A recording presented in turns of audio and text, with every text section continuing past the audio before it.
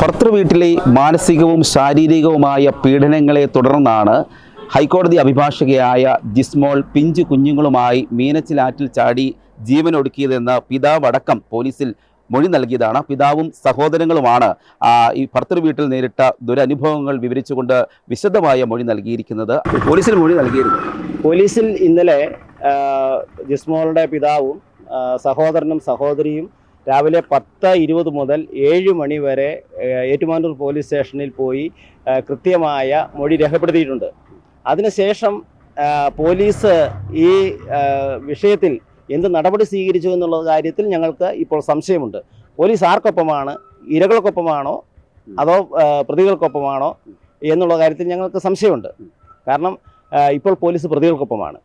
അല്ലെങ്കിൽ ഇത്തരം പോലീസ് വന്ന് സംരക്ഷണയിൽ എന്തിനാണ് ഈ ശവസംസ്കാര ചടങ്ങിൽ എന്തിനാണ് പോലീസ് വന്നതെന്ന് ചോദിച്ചാൽ ജിസ്മോൾക്ക് നീതി ലഭ്യമാക്കാൻ വേണ്ടിയല്ല, മറിച്ച് ജിസ്മോളുടെ ഭർത്താവിൻ്റെ കുടുംബത്തിൽ നിന്ന് ആരെങ്കിലും വന്നിട്ടുണ്ടെങ്കിൽ അവർക്ക് സംരക്ഷണം നൽകാൻ വേണ്ടിയാണ് പോലീസ് എത്തിയത്. അപ്പോൾ പോലീസ് നീതിന്യായ വ്യവസ്ഥിതിയും ആരൊക്കൊപ്പമാണ് എന്ന് ചോദിച്ചാൽ അത് ഇവിടുത്തെ ഈ പ്രതികൾക്ക് അല്ലെങ്കിൽ ഇതുപോലെയുള്ള കാര്യങ്ങൾ, ക്രൂരമായ പീഡനങ്ങൾ ചെയ്യുന്ന ആളുകൾക്ക് വേണ്ടിയാണ് പോലീസ് നിലകൊള്ളുന്നതെന്ന് നമുക്ക് മനസ്സിലാക്കാൻ സാധിക്കുന്നത്. ക്രൂരമായ ഒരു പീഡനങ്ങൾ ഉണ്ടെന്നുള്ള ആരോപണങ്ങളാണ് വീട്ടുകാർ തന്നെ അവർ ഉന്നയിച്ചിരിക്കുന്നത്.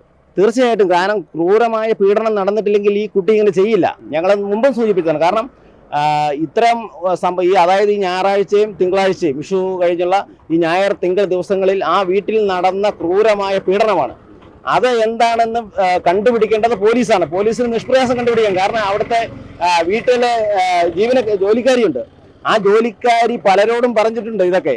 അപ്പൊ അത് തീർച്ചയായിട്ടും കേരള പോലീസിന് ഇത്തരം ബുദ്ധിമുട്ടുണ്ടോ ഇത് കണ്ടുപിടിക്കാൻ? എന്തുകൊണ്ട് ജിമ്മിയെ പോലീസ് അറസ്റ്റ് ചെയ്യുന്നില്ല? ഇന്ന് ജിമ്മിയെ അറസ്റ്റ് ചെയ്യേണ്ടതാണ്. പകരം പോലീസ് ഈ ശവസംസ്കാര ചടങ്ങിൽ പങ്കെടുക്കാൻ വേണ്ടി പോലീസ് അവന് വേണ്ടി പ്രൊട്ടക്ഷൻ കൊടുക്കുമായിരുന്നു. ആരുടെ സ്വാധീനത്തിലാണ് എന്ന് ഞാൻ പിന്നീട് പറയാം. വലിയ സ്വാധീനം ഉപയോഗിച്ചുകൊണ്ട് അവന് ഈ മൃതസംസ്കാര ചടങ്ങിൽ പങ്കെടുക്കാൻ വേണ്ടി പോലീസ് പ്രൊട്ടക്ഷൻ കൊടുക്കുകയാണ് ഉണ്ടായത്. അവനെ അറസ്റ്റ് ചെയ്യേണ്ടതിന്. കാരണം ഇന്നലെ FIR-ൽ മാറ്റം വരുത്തി അവനെതിരെ നിയമ നടപടികൾ സ്വീകരിക്കാം. അവനെ ക്രിമിനൽ ഒഫൻസ് എന്നുള്ള നിലയിൽ അവനെ അറസ്റ്റ് ചെയ്യാനുള്ള നടപടിക്രമങ്ങളിലേക്ക് പോലീസ് ഇന്നലെ കടക്കാമായിരുന്നു. എന്തുകൊണ്ട് പോലീസ് കടക്കുന്നില്ല? അപ്പോൾ പോലീസ് ആർക്കൊപ്പമാണ്, നീതി ആർക്കൊപ്പമാണ് എന്നുള്ള സംശയം ഇപ്പോൾ പൊതുസമൂഹത്തിന് മുന്നിലുണ്ട്.